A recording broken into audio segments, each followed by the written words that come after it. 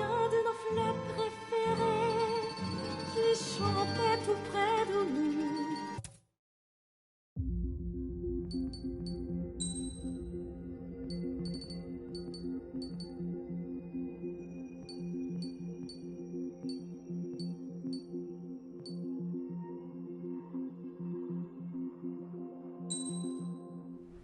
I was born downtown, in our capital.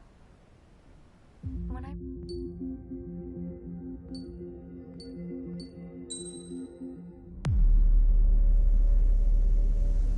As far as the chaos we find ourselves in these days, it's difficult to say which side pulled the trigger first.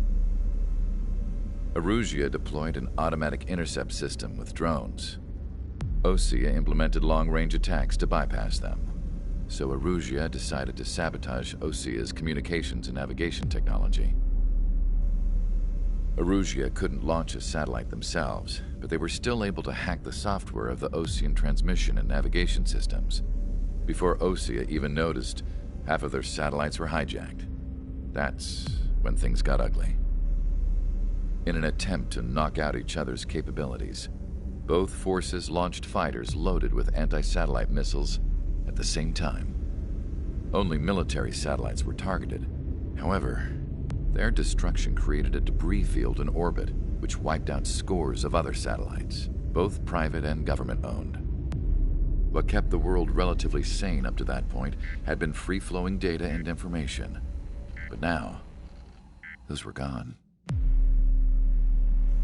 All that remained was chaos and confusion. Government and civilian broadcasts and transmissions were cut off. The flow of information had ceased. Forces on both sides of the conflict now found themselves unable to communicate with their superiors. Many of the smaller countries annexed by Erusia and yearning for their independence seized the opportunity and started their own uprisings. As for why some of Osea's military decided to break off from the main force and continue on their own, I have no idea.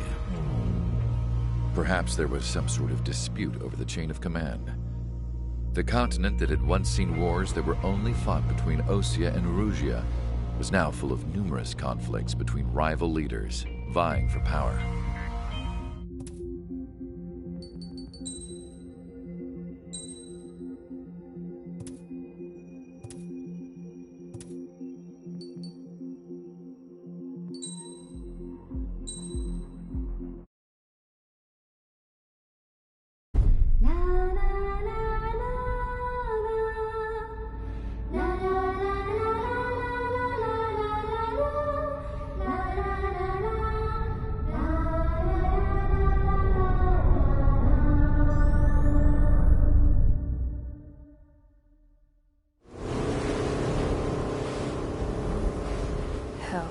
I can't just snap my fingers and make a plane. Believe me, I wish I could. Right now, we needed one. Bad. When we were coming over on the boat, I remember seeing an aircraft carrier. That gave me an idea. The Admiral Anderson. The name of an old sailor. When the first drone started attacking, the ship wasn't ready for battle yet. It was still in the dock, getting all rigged up. So they rushed to get her ready. I know about Anderson. In the previous Osean War, he was the commander of a ship that sent out the last fleet of jets. They say the deck was sloping so bad as it sank, the last plane barely made it off. Those fighters ended the war. That story gives me a little bit of hope, especially at a time like this. We're all in the same boat, like it or not.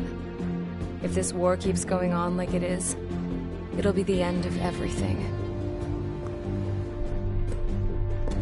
The military loaded this thing to the rafters with planes. Some were fighters that were going to be delivered to bases in occupied territory. It was hit before it could complete the mission. Jackpot. The hangars were loaded with goodies. This scrap queen's got work to do.